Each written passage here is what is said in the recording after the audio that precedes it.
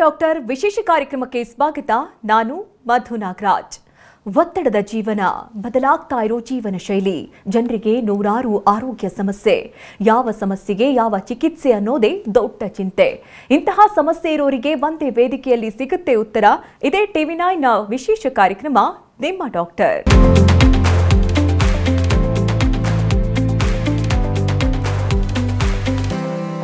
ಇವತ್ತು world heart day. ಇತ್ತೀಚಿನ ದಿನಗಳಲ್ಲಿ ಹೃದಯ ಸಂಬಂಧಿ ಕಾಯಿಲೆಗಳು ಹೆಚ್ಚಾಗ್ತಾ ಇದೆ. ಹಾರ್ಟ್ ಅಟ್ಯಾಕ್ನಿಂದ ಸಾವನ್ನಪ್ಪುವಂತವರ ಸಂಖ್ಯೆ ಕೂಡ ಹೆಚ್ಚಾಗ್ತಾ ಇದೆ. 50 ವರ್ಷಕ್ಕಿಂತ ಮೇಲ್ಪಟ್ಟವರಲ್ಲಿ ಕಂಡು ಬರ್ತಾ ಇದ್ದ ಹೃದಯಾಘಾತ ಪ್ರಕರಣಗಳು ಈಗೀಗ 30 ಹಾಗೂ 40 ವರ್ಷ ವಯಸ್ಸವರಲ್ಲೂ ಕೂಡ ಕಂಡು ಬರ್ತಾ ಇದೆ. ಅಷ್ಟೇ ಯಾಕೆ, ಕೆಲವರಲ್ಲಿ ಇದು 20 ವರ್ಷಕ್ಕೆ ಕಾಣಿಸ್ಕೊಳ್ತಾ ಇದೆ.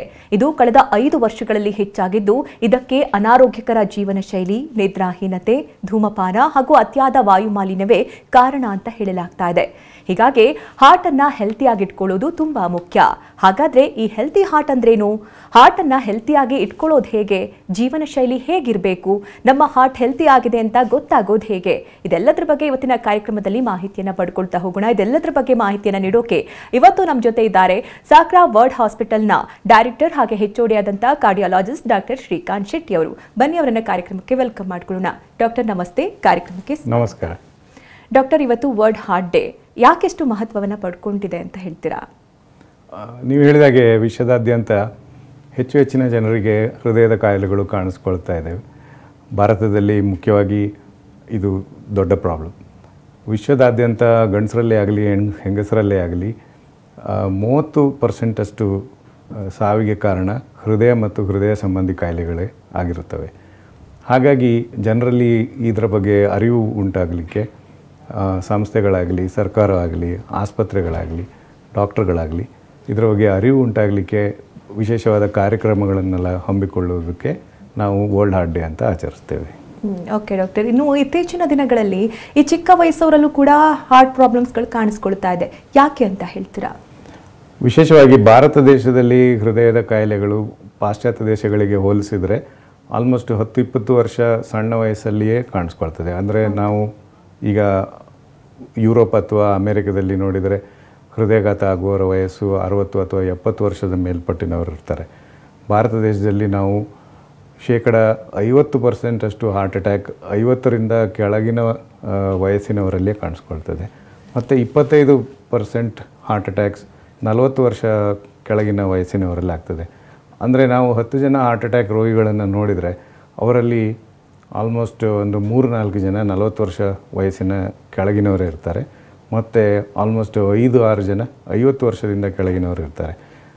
ದೀಸ್ ಆರ್ ಪ್ರೊಡಕ್ಟಿವ್ ಏಜಸ್, ಅಂದರೆ ಕೆಲಸ ಮಾಡುವ ದುಡಿಯುವ ಜನರಿಗೆ ಹಾರ್ಟ್ ಅಟ್ಯಾಕ್ ಆಗ್ತಾಯಿದೆ. ಸೊ ಇದು ದೊಡ್ಡ ಪ್ರಾಬ್ಲಮ್ ಆಗಿದೆ. ಮತ್ತು ನಾವು ನೋಡ್ತಾ ಇರುವ ಹಾಗೆ over the last several years ಈ ಪ್ರಾಬ್ಲಮ್ ಹೆಚ್ಚಾಗ್ತಾನೇ ಇದೆ. ಹಾಗಾಗಿ ನಾವು ಜನರಲ್ಲಿ ಇದ್ರ ಬಗ್ಗೆ ಅರಿವು ಮೂಡಿಸಬೇಕಾಗಿರೋದು ತುಂಬ ಇಂಪಾರ್ಟೆಂಟ್.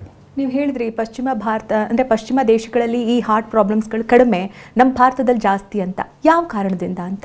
ನಾವು World War II ನಂತರದ ಅಮೆರಿಕದ ಸಂಖ್ಯೆಗಳನ್ನು ನೋಡಿದರೆ ಅದಕ್ಕೆ ಹೋಲಿಸಿದರೆ ಈಗ ಅಮೆರಿಕದಲ್ಲಿ ಹೃದಯಾಘಾತ ಮತ್ತು ಹೃದಯ ಸಂಬಂಧಿ ಕಾಯಿಲೆಗಳು ಕಡಿಮೆ ಆಗಿದ್ದಾವೆ.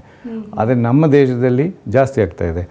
ಇದಕ್ಕೆ ಮುಖ್ಯವಾದ ಕಾರಣ ಏನಂತೇಳಿ ಹೇಳಿದರೆ ನಾವು ಇದಕ್ಕೆ ಚೇಂಜಿಂಗ್ ಡೆಮೋಗ್ರಫಿಕ್ಸ್ ಅಂತ ಹೇಳ್ತೇವೆ. ನಮ್ಮ ದೇಶ ಹಳ್ಳಿಗಳಲ್ಲಿ ಇರುತ್ತೆ ಅಂತ ಹಿಂದೆ ಹೇಳ್ತಾ ಇದ್ರು. ಈಗ ಅರ್ಬನೈಸೇಷನ್ ಅಂದರೆ ಹಳ್ಳಿಯಲ್ಲಿರುವಂಥ ಜನರು ಈಗ ಶಹರಿಗೆ ಶಿಫ್ಟ್ ಆಗ್ತಾಯಿದ್ದಾರೆ. ಈ ಥರ ಮೈಗ್ರೇಷನ್ ಏನಾಗುತ್ತೆ ಅದರ ಕಾರಣದಿಂದ ಉಂಟಾಗುವಂಥ ಜೀವನ ಶೈಲಿಯಲ್ಲಿ ಆಗುವಂಥ ವ್ಯತ್ಯಾಸ ಮತ್ತು ಒತ್ತಡ ಮತ್ತು ಬೊಜ್ಜುತನ ಹಾಗೂ ಡಯಾಬಿಟೀಸ್, ಬ್ಲಡ್ ಪ್ರೆಷರ್, ಬ್ಯಾಡ್ ಫುಡ್ ಹ್ಯಾಬಿಟ್ಸ್, ಸ್ಮೋಕಿಂಗ್ ಇವೆಲ್ಲಗಳ ಕಾರಣದಿಂದ ಸಣ್ಣ ವಯಸ್ಸಿನವರಲ್ಲಿ ಕೂಡ ಹೃದಯಾಘಾತ ಜಾಸ್ತಿ ಆಗ್ತಾಯಿದೆ. ಇನ್ನು ನಿಮ್ಮ ಎಕ್ಸ್ಪೀರಿಯನ್ಸಲ್ಲಿ ನೀವು ನೋಡಿದಂತಹ ತುಂಬ ಅಪಾಯಕಾರಿ ಪರಿಣಾಮ ಯಾವುದು ಅಂತ ಹೇಳ್ತೀರಾ? ಆ್ಯಕ್ಚುಲಿ ನಾನು ಇವತ್ತು ಬೆಳಗ್ಗೆನೇ ನೋಡಿದೆ. 40 ವರ್ಷದ ವ್ಯಕ್ತಿ ನಮ್ಮ ಆಸ್ಪತ್ರೆಯ ಎದುರುಗಡೆಯ ಹೋಟ್ಲಲ್ಲಿ ತಿಂಡಿ ತಿಂತಾ ಇರುವಾಗಲೇ ಸ್ಮೃತಿ ತಪ್ಪಿ ಬಿದ್ದುಬಿಟ್ರು.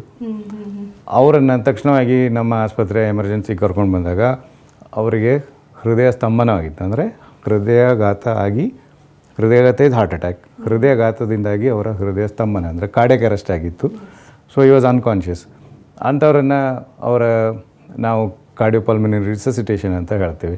ರಿಸಸಿಟೇಷನ್ ಮಾಡಿ ಒಂದು 6 ಸೈಕಲ್ ರಿಸಸಿಟೇಷನ್ ಮಾಡಿದ ಮೇಲೆ ಅವರ ಹೃದಯ ಚಾಲನೆ ವಾಪಸ್ ಸ್ಟಾರ್ಟ್ ಆಯಿತು. ಅಂದರೆ ವಿಚ್ ಟೇಕ್ಸ್ ಆಲ್ಮೋಸ್ಟ್ 20-30 ಮಿನಿಟ್ಸ್. ಅದರ ನಂತರ ನಾವು ಅವರನ್ನು ಆ್ಯಂಜಿಯೋಗ್ರಾಮ್ ಮಾಡಿ ನೋಡಿದರೆ ಅವರ ಒಂದು ಮುಖ್ಯವಾದ ರಕ್ತನಾಳ ಬ್ಲಾಕ್ ಆಗಿತ್ತು, ಅದಕ್ಕೆ ಆ್ಯಂಜಿಯೋಪ್ಲಾಸ್ಟಿ ಮಾಡಿದ್ದು. So this is A scary situation.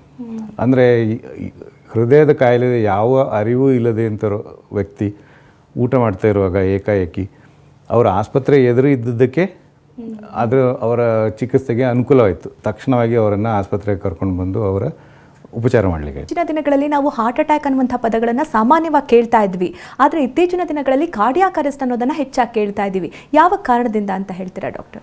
ಇದು ನಾವು ಒಂದು ಮಟ್ಟಕ್ಕೆ ಸಣ್ಣ ವಯಸ್ಸಲ್ಲಿ ಹಾರ್ಟ್ ಅಟ್ಯಾಕ್ ಆಗುವಾಗ ಈ ಥರ ಕಾರ್ಡಿಯಾಕ್ ಅರೆಸ್ಟನ್ನು ನೋಡ್ತಾ ಇರೋದು ಜಾಸ್ತಿ ಆಗಿದೆ ಆ್ಯಕ್ಚುಲಿ. ಅದಕ್ಕೆ ಒಂದು ಕಾರಣ ಇರ್ಬೋದು, ಈ ವಯಸ್ಸಾದವರಲ್ಲಿ ಹಾರ್ಟ್ ಅಟ್ಯಾಕ್ ಆಗುವ ಮುಂಚೆ ಅವರಿಗೆ ಸಕ್ಕರೆ ಕಾಯಿಲೆ, ಬ್ಲಡ್ ಪ್ರೆಷರ್ ಇದ್ದವರಲ್ಲಿ ಈ ಬ್ಲಾಕೇಜ್ ಅನ್ನುವಂಥದ್ದು ನಿಧಾನಕ್ಕೆ ಬೆಳ್ಕೊಂಡು ಬರುತ್ತೆ. ಅವರ ದಿನನಿತ್ಯದ ಓಡಾಟದಲ್ಲಿ ಅದು ಹಾರ್ಟಿಗೂ ಕೂಡ ಒಂದು ಸ್ವಲ್ಪ ಆ ಸನ್ನಿವೇಶಕ್ಕೆ ಅಡ್ಜಸ್ಟ್ ಆಗಿರ್ತದೆ. ಅದೇ ಸಣ್ಣ ವಯಸ್ಸಿನವರಲ್ಲಿ ಹಾರ್ಟ್ ಅಟ್ಯಾಕ್ ಆದಾಗ ಅದು ಏಕಾಏಕಿ ಆಗುವಂಥ ಪರಿಣಾಮ. ಅನ್ಅಡ್ಜಸ್ಟೆಡ್ ಹಾರ್ಟ್, ಅದರಲ್ಲಿ ಸಡನ್ನಾಗಿ ಹಾರ್ಟಿನ ಎಲೆಕ್ಟ್ರಿಕಲ್ ಆ್ಯಕ್ಟಿವಿಟಿ ಏರುಪೇರಾಗಿ ಹಾರ್ಟ್ ನಿಂತು ಹೋಗ್ತದೆ. ಸೊ ನೀವು ನೋಡಿರ್ಬೋದು, ಎಕ್ಸಸೈಸ್ ಮಾಡುವಾಗ ಅಥವಾ ಬೇರೆ ರೀತಿಯ ಫಿಸಿಕಲ್ ಆ್ಯಕ್ಟಿವಿಟಿ ಮಾಡುವಾಗ, ರನ್ನಿಂಗ್ ಮಾಡುವವರಲ್ಲಿ ಅದು ಇನ್ನೊಂದು ಥರದ ಹಾರ್ಟಿನ ಮೇಲಿನ ಒತ್ತಡ, ಅದು more likely to happen in younger people. So ಅದರಿಂದಾಗಿ ಹೃದಯಾಘಾತದ ಜೊತೆಗೆ ಕಾರ್ಡಿಯಾಕ್ ಅರೆಸ್ಟ್ ಅಥವಾ ಹೃದಯ ಸ್ತಂಭನ ಆಗುವ ಸಾಧ್ಯತೆ ಜಾಸ್ತಿ ಆಗುತ್ತೆ. ಇತ್ತೀಚಿನ ಜನ್ರೇಷನ್ ಅವರು ಹೆಚ್ಚಿನದಾಗಿ ಕಾನ್ಷಿಯಸ್ ಆಗಿ ತುಂಬ ಜಿಮ್ ಮಾಡೋದು ಅಥವಾ ವರ್ಕೌಟ್ ಮಾಡೋದು ಅಥವಾ ತುಂಬ ವಾಕ್ ಮಾಡೋದು ಇಂಥದ್ದೆಲ್ಲ ಮಾಡ್ತಾ ಇದ್ರೂ ಕೂಡ ಹಾರ್ಟ್ ಪ್ರಾಬ್ಲಮ್ಸ್ಗಳು ಬರ್ತಾ ಇದೆ. ಯಾಕಾಗಿ ಅಂತ ಇದಕ್ಕೆ there is an interesting take on this. ನಾನು ಹೇಳ್ತಾ ಇರ್ತೇನೆ 60 ಈಸ್ ದ ನ್ಯೂ 40 ಅಂತ. ಅದೇ ಥರ 40 ಈಸ್ ದ ನ್ಯೂ 60 ಆಲ್ಸೋ ಅಂಥೇಳಿ ಹೇಳಿದರೆ 60 ವರ್ಷದ ವಯಸ್ಸಿನವರು because they are health conscious, exercise ಮಾಡಿಕೊಂಡು ಅವರು ಫಿಸಿಕಲಿ, ಎಕ್ಸ್ಟರ್ನಲಿ ಅಥವಾ ಅವರ ಸ್ಟ್ರೆಂತ್ನಲ್ಲಿ 40 ವರ್ಷದ ವಯಸ್ಸಿನವ್ರ ಥರ ಇರ್ತಾರೆ. So 60 is the new 40. ನೀವು ನೋಡ್ಬೋದು, ತುಂಬ ವಯಸ್ಸಾದವರು ಎಲ್ಲ ಮ್ಯಾರಥನ್ಸ್, ಹಾಫ್ ಮ್ಯಾರಥನ್ಸ್ ಎಲ್ಲ ಓಡ್ತಾ ಇರ್ತಾರೆ. ಅದೇ ಥರ 40 ವರ್ಷದ ವಯಸ್ಸಿನವರಿಗೆ ಅವರ ಕಾರ್ಡಿಯಾಕ್ ಹೆಲ್ತ್ ಅಥವಾ ಬೇರೆ ರೀತಿಯಲ್ಲಿ ಮೆಟಬಾಲಿಕ್ ಹೆಲ್ತ್ ಅಂತೇಳಿ ಏನು ಹೇಳ್ತೀವಿ, ಈಗ ಶುಗರ್ ಆಗಲಿ, ಕೊಲೆಸ್ಟ್ರಾಲ್ ಆಗಲಿ, ಬ್ಲಡ್ ಪ್ರೆಷರ್ ಆಗಲಿ, ತುಂಬ ಜನ 40 ವರ್ಷದ ವಯಸ್ಸಿನವರಲ್ಲಿ 60 ವರ್ಷದ ವಯಸ್ಸಿನವರಿಗೆ ಯಾವ ಥರ ಇರುತ್ತೋ ಆ ಥರ ಇರುತ್ತೆ. So 40 is the new 60 also, 60 is the new 40 also. So ಈ ಎರಡು ವಿಪರೀತ ಸಿಚುವೇಶನ್ಸ್ ವಿ ಆರ್ ಎಕ್ಸ್ಪೀರಿಯನ್ಸ್. ಈಗ ನೀವು ರೀಸೆಂಟ್ಲಿ ನೋಡಿರ್ಬೋದು, ನ್ಯೂಸ್ ಪೇಪರಲ್ಲೆಲ್ಲ ಒಂದು ಸ್ಟಡಿ ಪಬ್ಲಿಷ್ ಆಗಿತ್ತು. ಭಾರತ ದೇಶದಲ್ಲಿ ಸಣ್ಣ ಮಕ್ಕಳಲ್ಲಿ ಈ ಹೈ ಕೊಲೆಸ್ಟ್ರಾಲ್, ಹೈ ಟ್ರೈಗ್ಲಿಸರೈಡ್ಸ್ ಎಷ್ಟು ಮಟ್ಟದಲ್ಲಿ ಇದೆ ಅನ್ನೋದ್ರ ಬಗ್ಗೆ ಒಂದು ಸ್ಟಡಿ ಮಾಡಿದರು. 15ರಿಂದ 20 ವರ್ಷದ ವಯಸ್ಸಿನ ಮಕ್ಕಳಲ್ಲಿ ಕೂಡ ಆಲ್ಮೋಸ್ಟ್ 20-30% ಮಕ್ಕಳಲ್ಲಿ ಹೈ ಟ್ರೈಗ್ಲಿಸರೈಡ್ಸ್ ಅಂದರೆ ಕೊಲೆಸ್ಟ್ರಾಲಲ್ಲಿ ಒಂದು ವ್ಯತ್ಯಾಸ ಅದನ್ನು ಇರುವುದನ್ನು ಕಂಡುಹಿಡಿದಿದ್ದಾರೆ. ಸೊ ಈ ಥರ ಸಣ್ಣ ವಯಸ್ಸಲ್ಲಿಯೇ cholesterol abnormalities, diabetes, blood pressure, ಬೋಜುತನ ಇದೆಲ್ಲ ಕಾಣಿಸ್ಕೊಂಡ್ರೆ ಅಂಥವರಿಗೆ 30-40 ವರ್ಷದ ವಯಸ್ಸಲ್ಲಿಯೇ ಹೃದಯದ ಕಾಯಿಲೆ ಬರುವ ಸಾಧ್ಯತೆ ಜಾಸ್ತಿ ಆಗ್ತದೆ. ಮತ್ತು physical fitness, external fitness, muscle strengthening ಅಥವಾ ಎಂಡುರೆನ್ಸ್ ಅಂತ ಏನು ಹೇಳ್ತೀವಿ, that is not necessarily A reflection of heart health. ಅಂದರೆ ನೀವು ಹೊರಗಡೆಯಿಂದ ನೀವು ಫಿಟ್ ಇರ್ಬೋದು, ಓಡ್ತಾ ಇರ್ಬೋದು, ಬಟ್ ಒಳಗಡೆ ಹಾರ್ಟಿನ ರಕ್ತನಾಳದಲ್ಲಿ ಬ್ಲಾಕೇಜ್ ಎಲ್ಲ ಇದ್ದರೆ ನಿಮಗೆ ಗೊತ್ತಿರಲ್ಲ unless you do a proper checkup. ಅಂಥವರು ಹೋಗಿ ವಿಶೇಷವಾಗಿ ವಿಪರೀತ ರೀತಿಯ ಎಕ್ಸಸೈಸ್ ಅಥವಾ ಓಡೋದು ಅದನ್ನೆಲ್ಲ ಮಾಡಿದಾಗ ಅವರಿಗೆ ತೊಂದರೆ ಆಗೋ ಸಾಧ್ಯತೆ ಜಾಸ್ತಿ ಆಗ್ತದೆ. ಈ ಲೈಫ್ ಸ್ಟೈಲ್ ಅನ್ನೋದು ಎಷ್ಟು ಇಂಪ್ಯಾಕ್ಟ್ ಆಗುತ್ತೆ ಈ ಹಾರ್ಟ್ ಮೇಲೆ ಅಂತೀರಾ ಡಾಕ್ಟರ್? ಈಗ ನಾವು ಜೆನೆಟಿಕ್ಸ್ ಅಥವಾ ಆನುವಂಶಿಕತೆ ಅನ್ನೋದ್ರ ಬಗ್ಗೆ ಯಾವಾಗಲೂ ಹೇಳ್ತಾ ಇರ್ತೀವಿ. ಕೆಲವು ಫ್ಯಾಮಿಲೀಸಲ್ಲಿ ಎಲ್ರಿಗೂ ಡಯಾಬಿಟಿಸ್ ಇರುತ್ತೆ ಅಥವಾ ಯಾರಿಗೂ ಆದರೆ ಅವ್ರ ಫ್ಯಾಮಿಲಿಯಲ್ಲಿ ಯಾರಿಗೂ ಹಾರ್ಟಿನ ತೊಂದರೆ ಇರಲ್ಲ. ಇನ್ನೊಂದು ಫ್ಯಾಮಿಲಿಯಲ್ಲಿ ಎಲ್ಲರಿಗೂ ಡಯಾಬಿಟಿಸ್ ಇರುತ್ತೆ, ಪ್ರತಿಯೊಬ್ಬರಿಗೂ ಹಾರ್ಟಿನ ಕಾಯಿಲೆ ಇರ್ಬೋದು. ಸೊ ಸೇಮ್ ಪ್ರಾಬ್ಲಮಿನ ಪರಿಣಾಮ ಪ್ರತಿ ಫ್ಯಾಮಿಲಿಯಲ್ಲಿ ಬೇರೆ ಬೇರೆ ರೀತಿಯಲ್ಲಿ ಆಗ್ಬೋದು, because genetics is A important contributor. ಹಾಗೆ ಇದ್ದು ಕೂಡ ನಾವು ಉತ್ತಮ ಜೀವನ ಶೈಲಿ ಅಳವಡಿಸ್ಕೊಂಡ್ರೆ, ಎಕ್ಸಸೈಸ್, ಡಯಟ್ ಅದನ್ನು ಮಾಡೋದ್ರ ಮೂಲಕ ಜೀನ್ಸಿಂದ ಆಗುವಂಥ ದುಷ್ಪರಿಣಾಮ ಏನಿರುತ್ತೆ ಅದನ್ನು ನಾವು ಸಾಧಾರಣ 20-30%ವರೆಗೆ ಅದನ್ನು ಕಡಿಮೆ ಮಾಡಲಿಕ್ಕೆ ಸಾಧ್ಯ ಆಗ್ತದೆ. So regular exercise and good diet, good sleep ಇದೆಲ್ಲ ಅತಿ ಮುಖ್ಯ. ಓಕೆ ಡಾಕ್ಟರ್, ಈಗ ಹೆಲ್ತಿ ಹಾರ್ಟ್ ಅಂತ ಅಂದರೆ ಏನು, ಯಾವ ರೀತಿ ಇಟ್ಕೊಳ್ಬೇಕು ಅಂತ ಹೇಳ್ತೀರಾ? Diabetes, blood pressure, cholesterol, over weight, smoking or lack of sleep, these are risk factors. In fact, ಇತ್ತೀಚಿನ ದಿನಗಳಲ್ಲಿ WHO recognises lack of good sleep as an important contributor. ಅಂದರೆ ನೀವು 7ರಿಂದ 9 ತಾಸು ಚೆನ್ನಾಗಿ ನಿದ್ದೆ ಮಾಡಲಿಲ್ಲ ಅಂತೇಳಿ ಹೇಳಿದರೆ ಅದು ಕೂಡ ನಿಮ್ಮ ಹಾರ್ಟಿನ ಮೇಲೆ ಪರಿಣಾಮ ಬೀರುತ್ತೆ.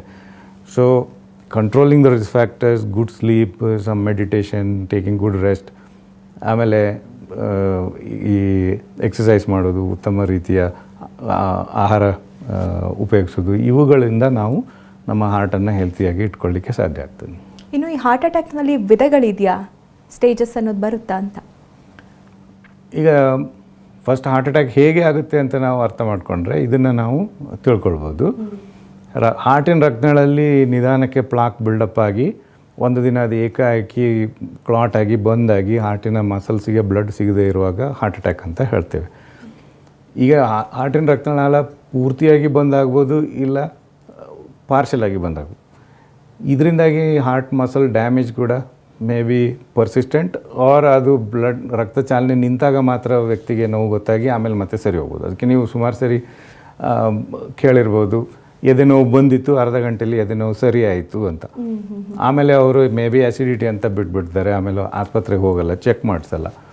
ನೆಕ್ಸ್ಟ್ ಡೇ ಪುನಃ ಎದೆ ನೋವು ಬರುತ್ತೆ, ಸಿವಿಯರ್ ಆಗಿ ಗಂಟೆಗಟ್ಟಲೆ ನೋವು ಇದ್ಮೇಲೆ ಅವ್ರು ಆಸ್ಪತ್ರೆಗೆ ಹೋಗಿ ಅದರ ಉಪಚಾರ ಮಾಡಿಸ್ತಾರೆ.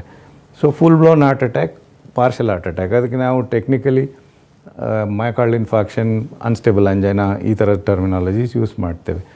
ಸೊ ಅರ್ಲಿ ಸ್ಟೇಜಲ್ಲಿ ಹೇಗೆ ಗೊತ್ತಾಗ್ತದೆ? ನಾವು ಆಸ್ಪತ್ರೆಗೆ ಹೋದಾಗ ಎಮರ್ಜೆನ್ಸಿ ರೂಮಲ್ಲಿ ಇ ಸಿ ಜಿ ಮಾಡ್ತೇವೆ, ಇಕೋಕಾರ್ಡಿಯೋಗ್ರಫಿ ಹಾರ್ಟಿನ ಸ್ಕ್ಯಾನ್ ಮಾಡ್ತೇವೆ, ಮತ್ತು ಒಂದು ಬ್ಲಡ್ ಟೆಸ್ಟ್ ಮಾಡ್ತೇವೆ, ಕಾರ್ಡಿಯಾಕ್ ಟ್ರೋಪೋನಿನ್ ಅಂತೇಳಿ, which is A marker. E C ಜಿಯಲ್ಲಿ ಹಾರ್ಟಿನ ಸ್ಕ್ಯಾನಲ್ಲಿ ಕೂಡ ವ್ಯತ್ಯಾಸ ಕಂಡು ಬರದೇ ಇದ್ದರೆ, ಕಾರ್ಡಿಯಾಕ್ ಟ್ರೋಪೋನಿನ್ ಜಾಸ್ತಿ ಆಗಿದ್ದರೆ ಅದು ಕೂಡ ಹಾರ್ಟ್ ಅಟ್ಯಾಕಿನ ಲಕ್ಷಣ. So that we can call it A mild heart attack, let's say. What if ಅವರು ಪೇಯ್ನ್ ತುಂಬ ಹೊತ್ತಿರಲಿಲ್ಲ, 5-10 ನಿಮಿಷ ಮಾತ್ರ ಇದ್ದಿತ್ತು, ಫಸ್ಟ್ ಹೋದಾಗ ಇ ಸಿ ಜಿ, ಟ್ರೋಪೋನಿನ್ ಮಾಡಿದ್ದು ಎಲ್ಲ ನಾರ್ಮಲ್ ಬಂತು, ಆಗ ಸಂಶಯ ಇದ್ದರೆ ನಾವು ಇನ್ನೊಂದು 6 ತಾಸು ನಂತರ ಮತ್ತೆ ಪುನಃ ಟ್ರೋಪೋನಿನ್ ಚೆಕ್ ಮಾಡಿ ನೋಡಬೇಕಾಗುತ್ತೆ. ಯಾಕೆಂದರೆ ಕೆಲವರಲ್ಲಿ ಫಸ್ಟ್ ಮಾಡಿದ ಟೆಸ್ಟ್ ಎಲ್ಲ ನಾರ್ಮಲ್ ಬರ್ಬೋದು. ನೀವು ಕೇಳಿರ್ಬೋದು ಸುಮಾರು ಸರಿ, ಆಸ್ಪತ್ರೆಗೆ ಹೋದರೂ ಇ ಸಿ ಜಿ ಮಾಡಿದ್ರು ನಾರ್ಮಲ್ ಇತ್ತು, ಮನೆಗೆ ಕಳಿಸ್ಕೊಟ್ರು, ಮನೆಗೆ ಹೋದ್ಮೇಲೆ ಸಡನ್ನಾಗಿ ಕಾರ್ಡಿಯಾಕ್ ಅರೆಸ್ಟ್ ಆಯಿತು ಅಂತ. ದಟ್ ಈಸ್ ಬಿಕಾಸ್ ಈ ಅರ್ಲಿ ಸ್ಟೇಜಸ್ ಹಾರ್ಟ್ ಅಟ್ಯಾಕಲ್ಲಿ ಇ ಸಿ ಜಿ, ಅಲ್ಲಿ ಯಾವುದೇ ಲಕ್ಷಣ ಕಂಡು ಬರದೇ ಇರ್ಬೋದು. ಸೊ ಎಮರ್ಜೆನ್ಸಿಗೆ ಹೋದಾಗ ಡಾಕ್ಟರ್ಸ್ ರೋಗಿಗೆ ಪುನಃ ಬಂದು ಬ್ಲಡ್ ಟೆಸ್ಟ್ ಮಾಡಿಸಿ ಅಂತ ಹೇಳಿದರೆ ಅದನ್ನು ಫಾಲೋ ಅಪ್ ಮಾಡಬೇಕು. ಯಾಕಂದರೆ initial E C G heart ಅಥವಾ ಇಕೋದಲ್ಲಿ ಅದು ಬ್ಲಡ್ ಟೆಸ್ಟಲ್ಲಿ ಕಾಣದೇ ಇರ್ಬೋದು.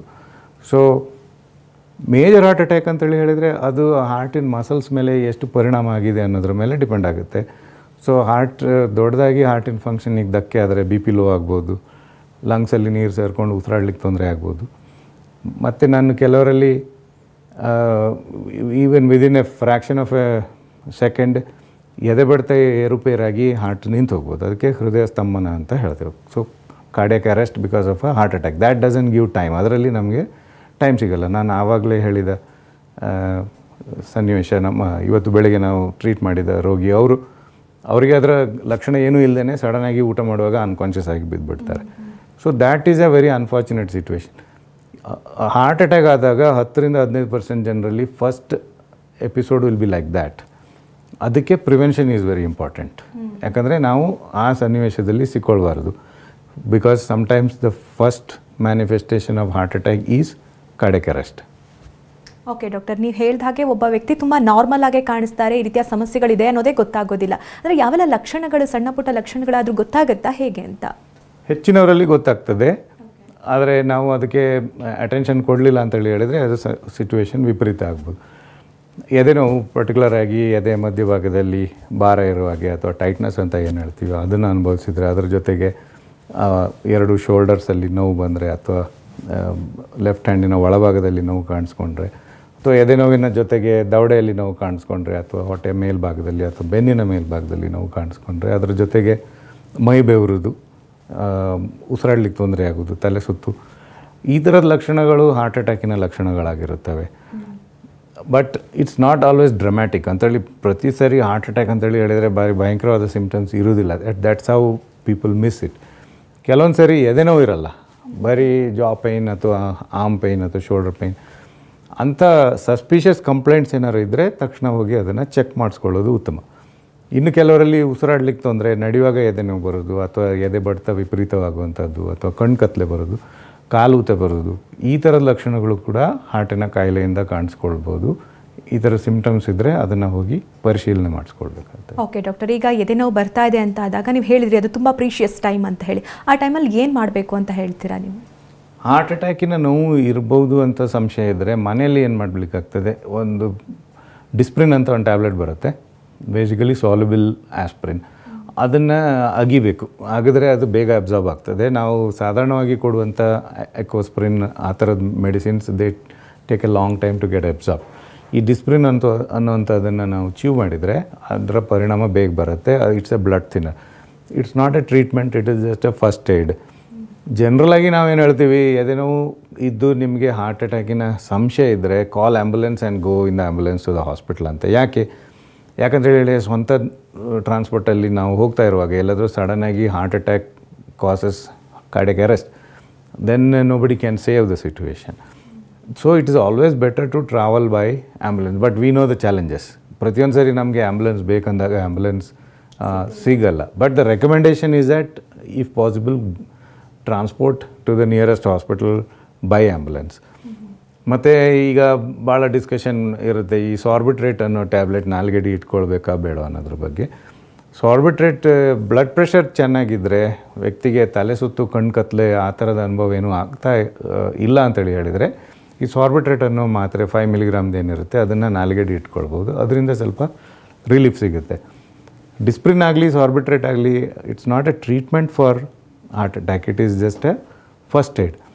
ಸೊ ಅದನ್ನು ಮಾಡಿದ ಮೇಲೆ we have to go to the hospital. Because ಒಂದನೇದಾಗಿ ಮಧ್ಯದಲ್ಲಿ ಸಡನ್ನಾಗಿ ಕಂಡೀಷನ್ ಹದಗೆಡಬಾರ್ದು. ಎರಡನೇದಾಗಿ ಆಸ್ಪತ್ರೆಗೆ ಹೋದ್ಮೇಲೂ ಕೂಡ early treatment is very important. ನಾವು ಎಷ್ಟು ಬೇಗ ಬ್ಲಾಕೇಜನ್ನು ಕ್ಲಿಯರ್ ಮಾಡ್ತೀವಿ, ಆಂಜಿಯೋಪ್ಲಾಸ್ಟಿ ಮಾಡಿ ಆಗಲಿ ಮೆಡಿಸಿನ್ ಕೊಟ್ಟಾಗಲಿ ಹಾರ್ಟ್ ಮಸಲ್ಸಿಗೆ ಆಗುವಂಥ ಡ್ಯಾಮೇಜನ್ನು ನಾವು ತಡಿಬೋದು. ಅದರಿಂದ what we say minute is muscle ಅಂತ ಹೇಳ್ತೀವಿ ಹಾರ್ಟ್ ಅಟ್ಯಾಕಲ್ಲಿ. ಸೊ ಪ್ರತಿಯೊಂದು minute there is more and more damage to the heart muscle which cannot be reverse. So we should go ಯಾವಾಗಲೂ ಈ ಥರ ಸಂಶಯ ಇದ್ದರೆ go to the nearest hospital which can take care of a heart attack. You should not go and sit in a diagnostic centre ಅಥವಾ doctor ಕ್ಲಿನಿಕಲ್ಲಿ ಹೋಗಿ ಕಾಯ್ತಾ ಕೂತ್ಕೊಳ್ಳೋದು. ಇದರಿಂದ V will lose time. So we should go to the nearest hospital which can treat the condition and treatment on time is very important. Okay doctor, ಈ ರೀತಿ ಹಲವು ಸಮಸ್ಯೆಗಳು, ಹೃದಯ ಸಂಬಂಧಿ ಸಮಸ್ಯೆಗಳು ಕಾಣಿಸ್ಕೊಳ್ಳುತ್ತೆ. ಆ ಸಂದರ್ಭದಲ್ಲಿ ಸಕ್ರಾ ಹಾಸ್ಪಿಟಲ್ನಲ್ಲಿ ಬಂದಾಗ ಯಾವ ರೀತಿ ನೀವು ಟೆಕ್ನಾಲಜಿ ಸಿಗಬಹುದು, ನಮಗೆ ಯಾವ ರೀತಿ ಟ್ರೀಟ್ಮೆಂಟ್ ಸಿಗಬಹುದು ಅಂತ ಹೇಳ್ತೀರಾ? ಈಗ ನಾವು ಸಕ್ರಾದಲ್ಲೇ ಆಗಲಿ ಅಥವಾ ಎನಿ ಮಾಡರ್ನ್ ಹಾಸ್ಪಿಟಲ್, ನಾವು ಈ there has to be a good coordination emergency ಮತ್ತು ಕಾರ್ಡಿಯಾಕ್ ಕ್ಯಾತ್ ಲ್ಯಾಬ್ ಮಧ್ಯ. ಫಾರ್ ಎಕ್ಸಾಂಪಲ್ ರೋಗಿ ಎಮರ್ಜೆನ್ಸಿಗೆ ಬಂದಾಗ ಅವರು ಎಮರ್ಜೆನ್ಸಿಯಲ್ಲಿ ತಕ್ಷಣ ಅದನ್ನು ಐಡೆಂಟಿಫೈ ಮಾಡಲಿಕ್ಕೆ ಹಾರ್ಟ್ ಅಟ್ಯಾಕ್ ಅಂತೇಳಿ, ದೆನ್ ಇನಿಷಿಯಲ್ ಮೆಡಿಸಿನ್ಸ್ ಎಲ್ಲ ಏನಿರುತ್ತೆ ಬ್ಲಡ್ ಥಿನ್ನರ್ಸ್ ಆಗಲಿ ಅದನ್ನೆಲ್ಲ ಅವರು ಕೊಟ್ಟು they will let us know. So immediately we have to activate the cath lab. ಈ ಥರ ಹೃದಯಾಘಾತದ ರೋಗಿಗಳಿಗೆ ಉಪಚಾರ ಮಾಡಲಿಕ್ಕೆ 24/7 cath lab has to be available.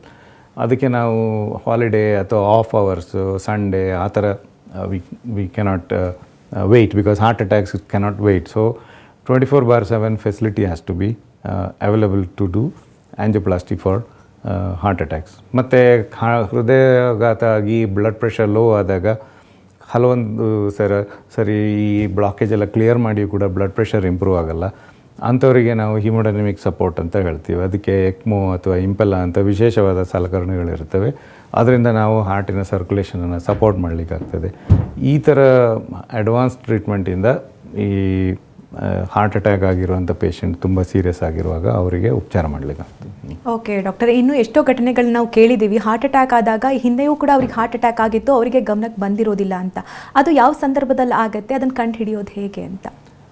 ಕೆಲವೊಂದು ಸಾರಿ ಸೈಲೆಂಟ್ ಹಾರ್ಟ್ ಅಟ್ಯಾಕ್ಸ್, ನಿಜವಾಗ್ಲೂ ಸೈಲೆಂಟ್ ಹಾರ್ಟ್ ಅಟ್ಯಾಕ್ಸ್ ಆಗುತ್ತೆ. ಪರ್ಟಿಕ್ಯುಲರ್ಲಿ ವಯಸ್ಸಾದವರಲ್ಲಿ ಅಥವಾ ಸಕ್ಕರೆ ಕಾಯಿಲೆ ಇರೋರಲ್ಲಿ, ತುಂಬ ವರ್ಷದಿಂದ ಬ್ಲಡ್ ಪ್ರೆಷರ್ ಇರೋಲ್ಲಿ, ಅಥವಾ ಸುಮಾರು ಸರಿ ಹೆಂಗಸರಲ್ಲಿ ಕೂಡ ಈ ಹೃದಯಾಘಾತದ ಸಾಧಾರಣದ ಲಕ್ಷಣ ಏನಂತ ಹೇಳ್ತೀವಿ ನಾವು, ಅದು ಅವರಿಗೆ ಕಂಡು ಬರಲ್ಲ, ಅದಕ್ಕೆ ಅವರಿಗೆ ಗೊತ್ತಾಗೋದಿಲ್ಲ. So these are called silent heart attacks. ಅಥವಾ ನಾನು ಹೇಳಿದಾಗೆ ಆಗಲೇ the patient may not have chest pine, ಅವರಿಗೆ ದವಡೆ ನೋವು ಅಥವಾ ಹೊಟ್ಟೆ ನೋವು ಕಾಣಿಸ್ಕೊಂಡಾಗ ಅವರು ಅಥವಾ ಆ್ಯಸಿಡಿಟಿ ಅಂತೇಳಿ ಅಂದ್ಕೊಂಡು ಅದನ್ನು ಇಗ್ನೋರ್ ಮಾಡಿರ್ತಾರೆ. ಸೊ ದಿಸ್ ಈಸ್ ಹೌ ಈ ಹಿಂದೆ ಹಾರ್ಟ್ ಅಟ್ಯಾಕ್ ಆಗಿತ್ತು, ರೋಗಿಗೆ ಗೊತ್ತಾಗಿಲ್ಲ ಅನ್ನುವಂಥದ್ದು. So many times it happens. So ನಾವು ಸಾಧಾರಣವಾದ ಲಕ್ಷಣಗಳು ಏನು ಅನ್ನೋದನ್ನು ನಾವು ಜನರಲ್ಲಿ ಅರಿವು ಮೂಡಿಸ್ಬೇಕಾದ ಕಾರಣ ಇದೆ. So that they recognise a heart attack and take the treatment. Okay doctor, ಇನ್ನು ಈ ವರ್ಲ್ಡ್ ಹಾರ್ಟ್ ಡೇ ಸಂದರ್ಭದಲ್ಲಿ ನಮ್ಮ ವೀಕ್ಷಕರಿಗೆ ಏನು ಹೇಳೋಕೆ ಇಷ್ಟಪಡ್ತೀರಾ? ಯಾವ ರೀತಿ ಹೆಲ್ತಿ ಹಾರ್ಟನ್ನು ಇಟ್ಕೋಬೇಕು ಅಂತ ಹೇಳ್ತೀರಾ? ಸಿಂಪಲ್, ನಾವು ಪ್ರತಿನಿತ್ಯದ ಜೀವನದಲ್ಲಿ ಸಿಂಪಲ್ ಚೇಂಜಸನ್ನು ಮಾಡ್ಕೊಳ್ಬೇಕು.